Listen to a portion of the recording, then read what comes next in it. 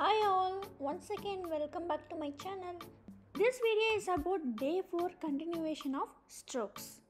Now we are gonna start with zigzag line. Zigzags can be used to create patterns. In certain designs, zigzag lines represent structural features such as mountain or waves. You can also watch my previous video in iCard about the basic lines for your reference.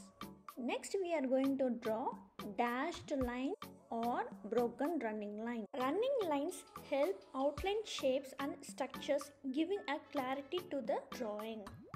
The same pattern you can practice with dotted line. As I told before, you can practice in opposite directions. Next is parallel lines. Parallel lines that never meet or intersect. Parallel line helps in maintaining consistency in spacing and alignment, also making drawing easier to understand.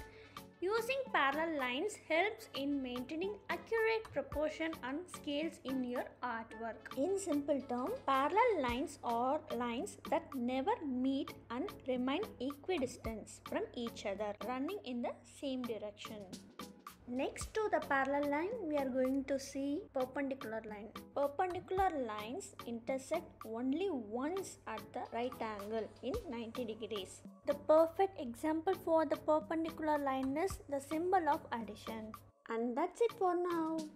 Do practice regularly and happy drawing. See you on next video. Until it's bye from NK's Art World.